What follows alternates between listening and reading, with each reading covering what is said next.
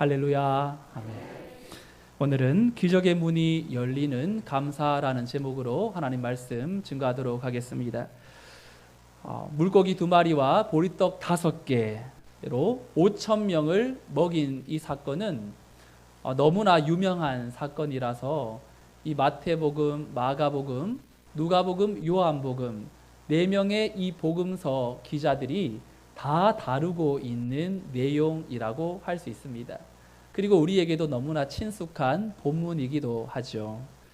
하지만 이 오병이어 사건에 대해서 마태와 마가와 누가와 다르게 이 요한만 특별히 이 오병이어를 조금 구체적으로 없는 것들을 또 이 요한복음에서는 있는, 또한 관찰하고 있는 내용들이 있는데, 그 중에 하나가 이 4절에 보면 오병이어 사건이 발생한 시간적인 배경을 유월절이라고 말합니다.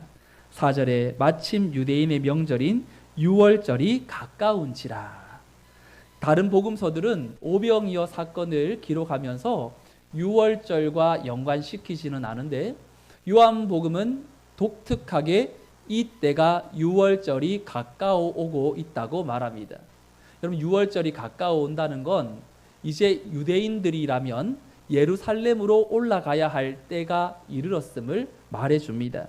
그럼 유월절은 어떤 거냐면, 여러분 또 아시는 분들도 계시겠지만, 이 애굽에서 이스라엘 백성들이 400년간 종살이 할 때에 그들이 너무나 고통스럽고 힘들어서 하나님께 기도를 하죠.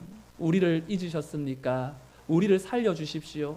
이 애굽의 압제에서 우리를 해방시켜 주십시오. 그때 하나님은 이 이스라엘의 부르심을 듣고 고통 소리를 듣고 이제 모세라는 사람을 불러 그에게 사명을 맡겨 애굽으로 보내어 10가지의 재앙을 내리게 한 후에 이스라엘 백성들이 이제 애굽에서 나오는 사건이 이제 일어납니다. 마지막 10번째 재앙이 장자의 죽음이었는데, 첫 번째 태어난 자녀나 동물은 다 죽는 죽음이었어요. 근데 이스라엘 백성들이 이 죽음에서 면제받기 위해서는 예수님의 피를 상징하는 이 양의 피를 문설주 문에다가 바르면 죽음의 영이 그 피를 보고 넘어간다고 해서 넘을 유자, 넘을 월자라고 해서 유월절이라는 말이 나오게 됩니다. 그러니 유월절이라는 건 어쩌면 하나님이 이 이스라엘의 오랜 역사 가운데 그 고통 가운데에도 끝내 버리지 않으시고 붙드시고 잊지 않으시고 구원해 내셨다라는 강력한 메시지가 유월절의 의미에 담겨 있고, 하나님의 백성들은 이 유월절이 되면 예루살렘으로 올라가 우리를 구원해 내신 하나님께 감사했던 그런 절기가 유월절이었어요. 그런데 오늘 예수님께서 이 오병이어의 기적을 이루시기 전에 수많은 사람들이 지금 예수님께 몰려옵니다.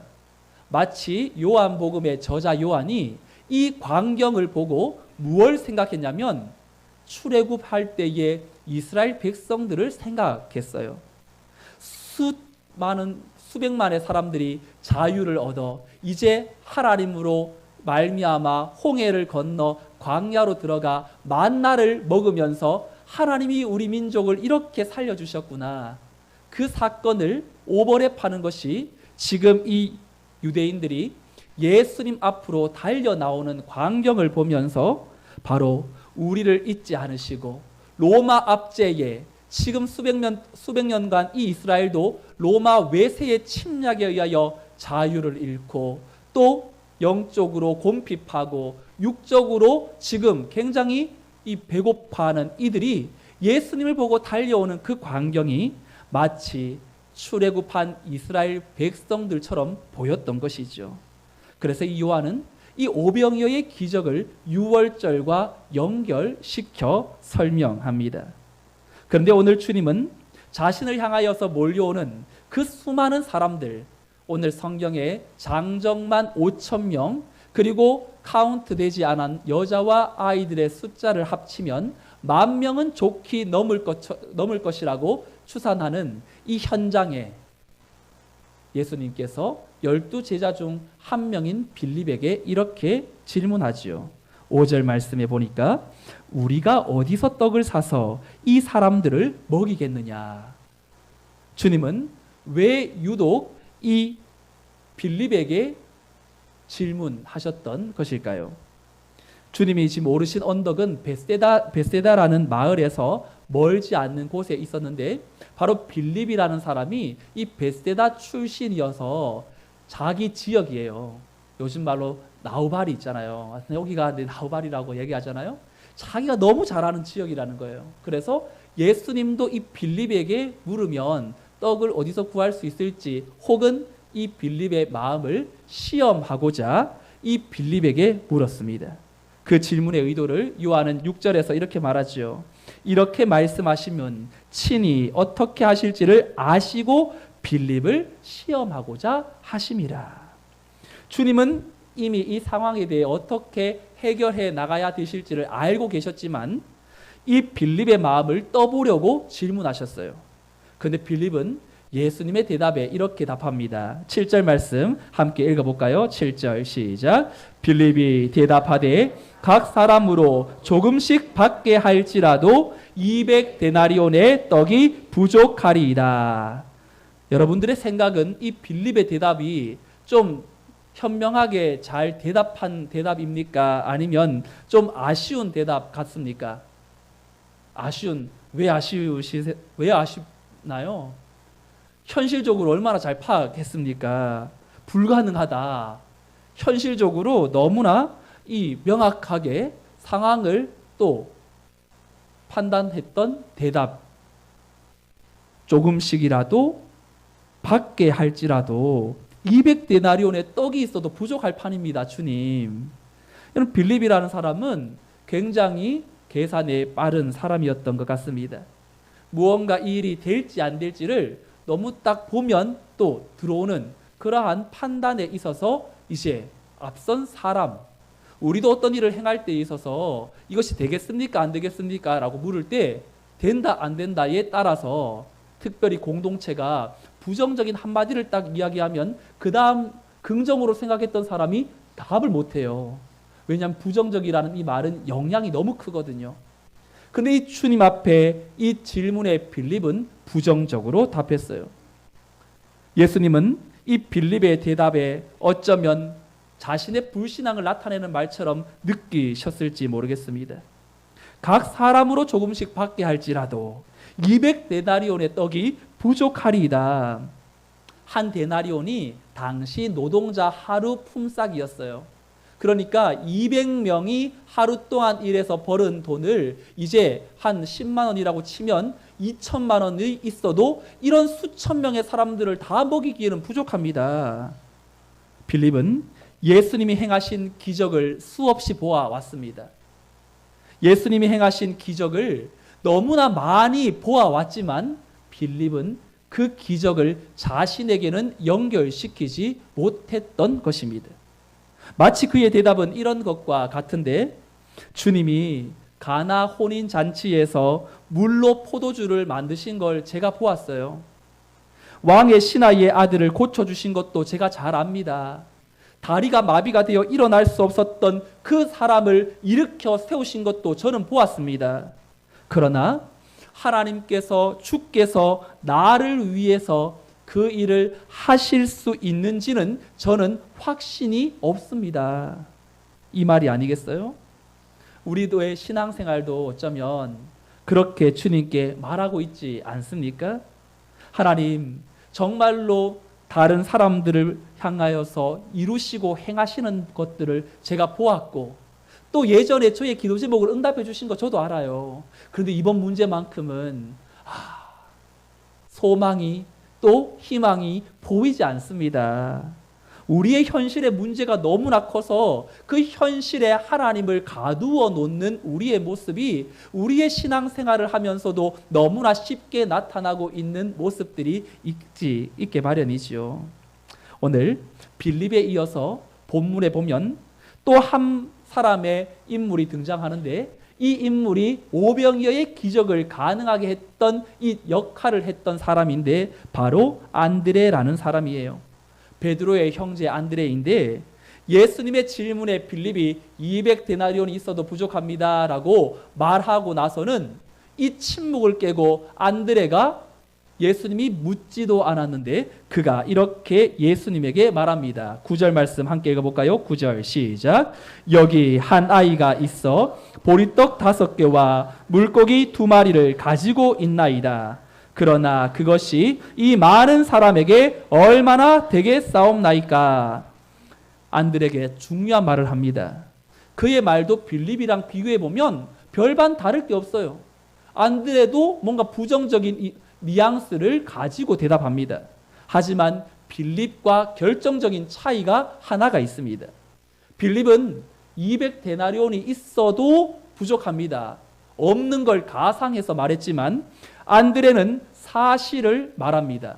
2가지가 있다고 말해요. 하나는 한 아이가 있습니다. 그리고 또 하나는 보리떡 5개와 물고기 2마리가 있습니다. 만약 제가 안드레라면 5,000명이라는 숫자에 압도되어서 이 아이가 가지고 있는 이 작은 한 끼 식사 양을 예수님께 있다고 말하지 못했을 것 같아요. 아예 없다고 치부했을 것 같습니다. 안드레는 자신도 이게 무슨 큰 영향을 발휘할 수 있겠습니까? 그렇게 부정적으로 말했을지 몰라도 예수님의 능력을 일으킬 2가지의 이 소재를 말하죠. 하나는 한 아이가 있고 또 하나는 보리떡 5개와 물고기 2마리가 있다라는 사실을 예수님께 말씀드립니다. 예수님은 애당초 빌립에게 야, 사람들이 너무 많지? 그런데 이 많은 사람들을 어떻게 다 우리가 먹일 수 있을까? 빌립아, 떡이 얼마나 있니? 얼마나 있느냐라고 묻지 않으셨고 우리가 이 떡을 어디에서 구할 수 있겠느냐? 떡 자체를 빌립에게 물으셨어요. 그러니까 예수님은 떡의 양에 관심이 있는 것이 아니라 보잘것없어도 이들이 먹을 수 있는 떡을 어디서 구할 수 있겠느냐? 하나님의 능력의 원천인 재료를 구할 수 있겠느냐? 이거 물어본 거지요. 눈에 보이는 이 많은 사람들을 어떻게 먹여야 할지 그건 너의 소관이 아니야. 너의 인생에 지금 맞닥뜨린 문제가 너무나 크고 힘들지. 그 문제 너의 힘으로 이겨나갈 그러한 상황이 못 되는 거 너 스스로가 잘 알지 않느냐. 이 문제 앞에 너가 할 수 있는 것은 나의 능력 또 나를 의지함으로 나에게 너의 그 작은 믿음이라도 올려놓기를 원한다라는 그 아버지의 마음이 오늘 이 본문에서 또 우리의 삶의 자리에서 동일하게 또 연결되는 것이죠. 이에 안드레는 정말 하찮게 여길 수 있는 2가지를 예수님께 소개하자 이 예수님은 이것으로 말미암아 큰 역사를 나타내셨어요. 오늘 이 안드레와 빌립의 이야기를 통해서 저는 구약의 한 사람을 또 떠올리게 되었습니다. 여러분 구약에 보면 모세라는 사람이 있는데 이 모세가 빌립과 안드레와 너무나 흡사하게 닮아 있습니다. 모세가 광야에서 40년을 지냈거든요. 그러니까 지금 나이가 80이 된 할아버지가 되었을 때 하나님이 이 모세를 찾아옵니다. 그리고 모세에게 뭐라고 말하냐면 애굽에 종살이하고 있는 너의 동족 히브리 민족을 너는 알고 있지 않느냐.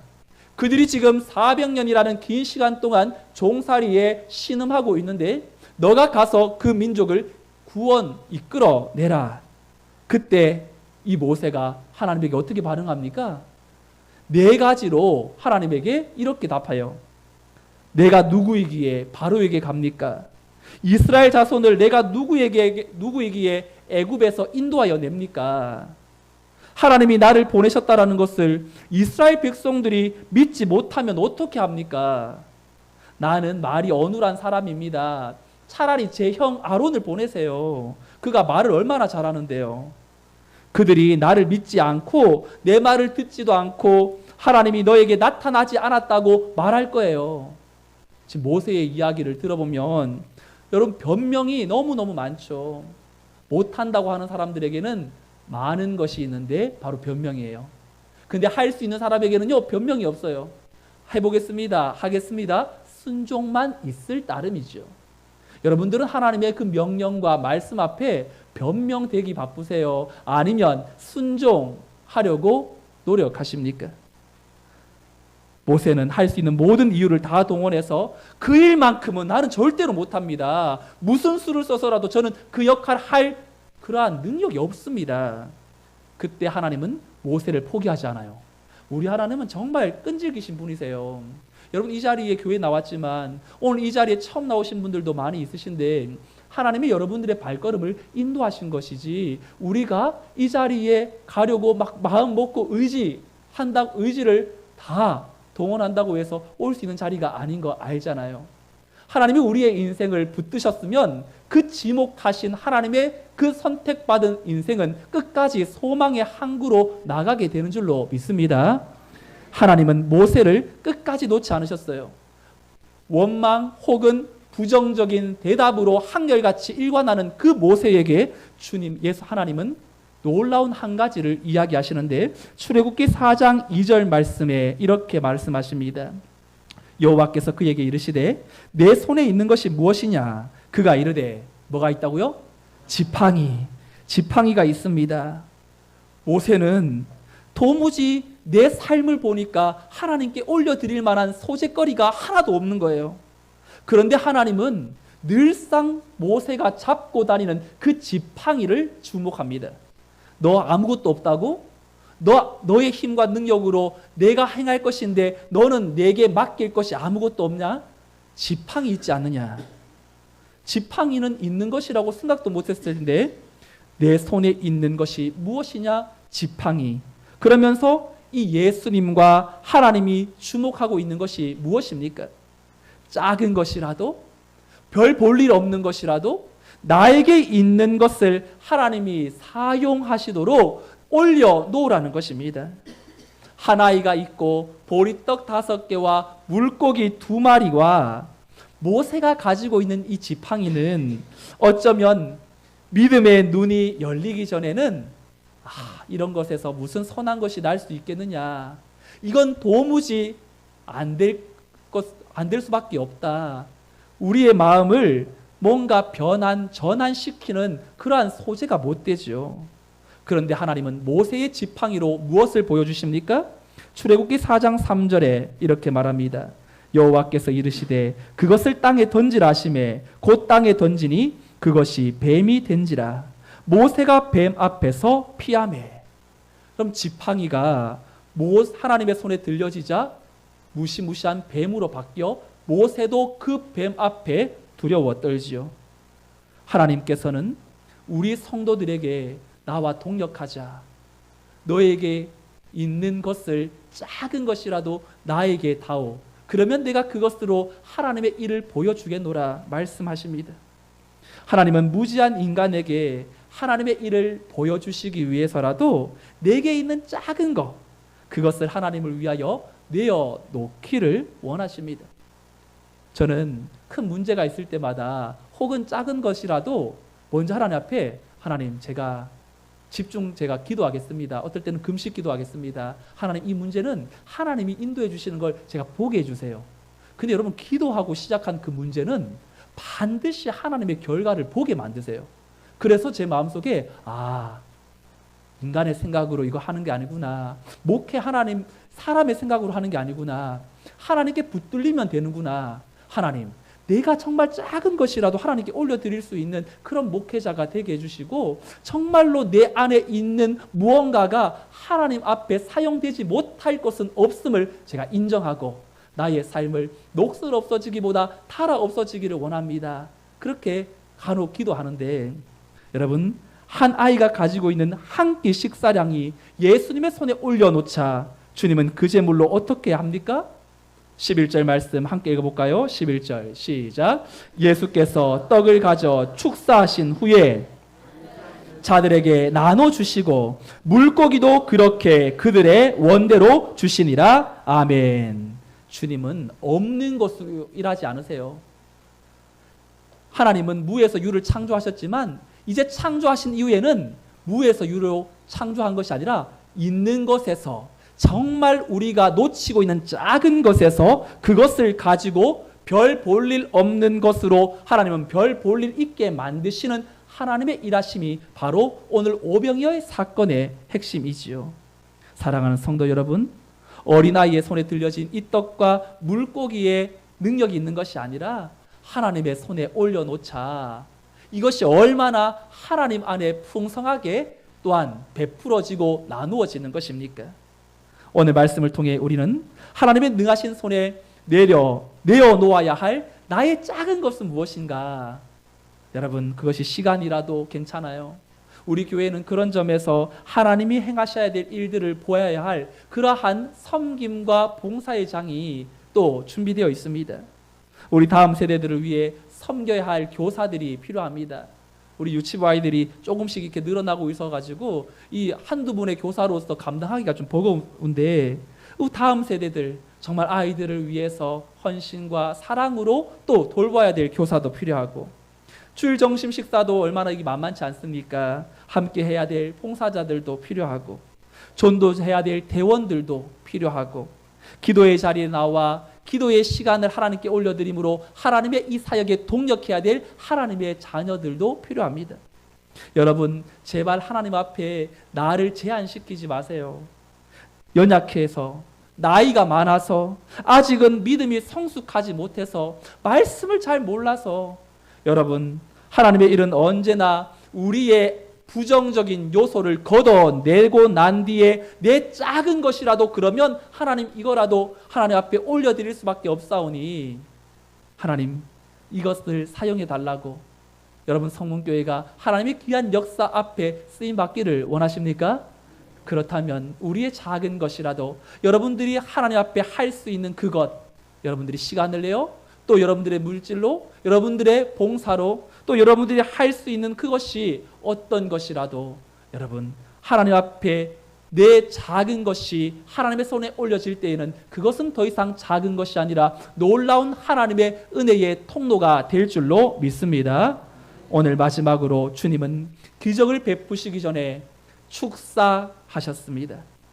11절에 다시 보면 예수께서 떡을 가져 축사하신 후에 앉아있는 자들에게 나눠주시고, 여러분, 축사했다라는 것은 음식을 가지고 하나님께 감사 기도했다라는 뜻입니다. 여러분, 이 적은 음식을 가지고 무슨 감사 기도가 나올 수 있을까요? 하나님 앞에 예수님이 드린 감사 기도를 저는 몇 가지로 생각해 보았습니다.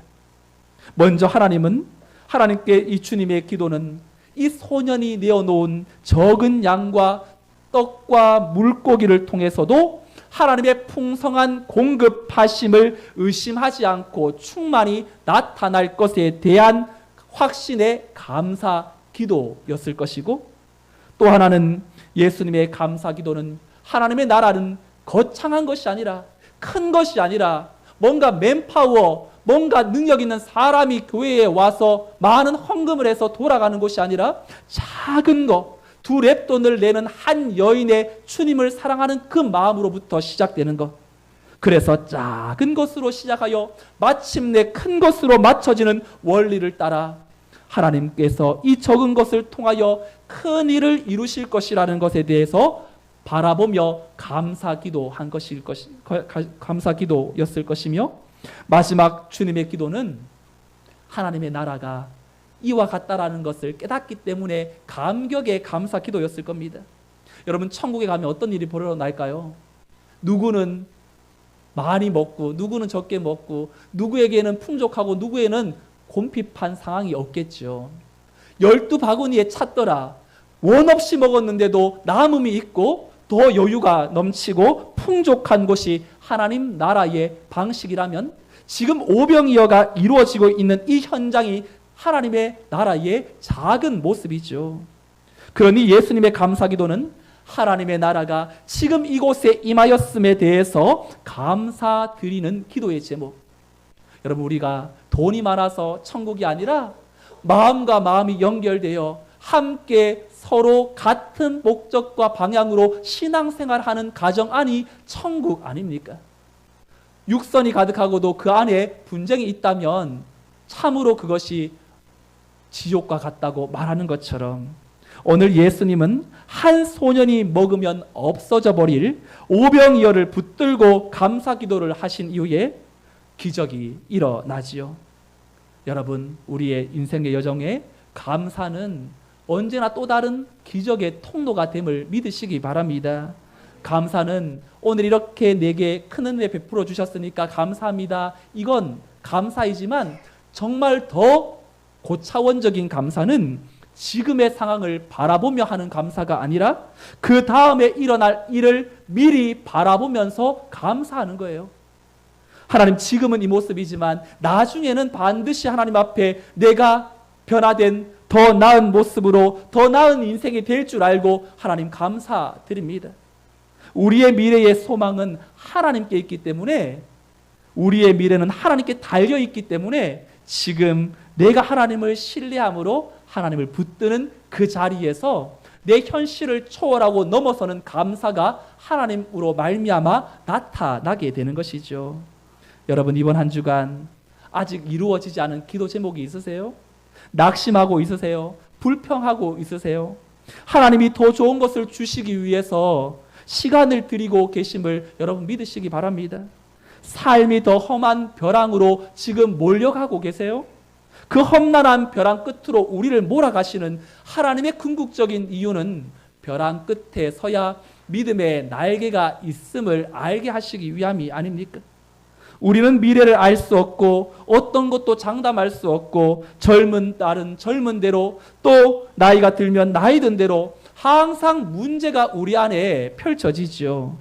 그런데 우리는 그 문제를 마주할 때 다르게 반응할 수 있는 한 가지가 있다면 바로 성도는 하나님을 신뢰하기에 미리 감사할 수 있는 것.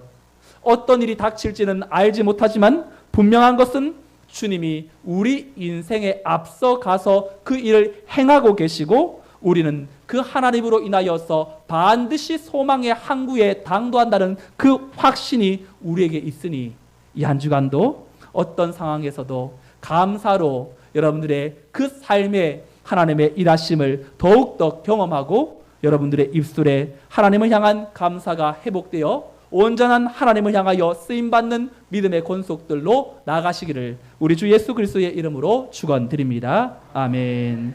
이 시간 찬송가 229장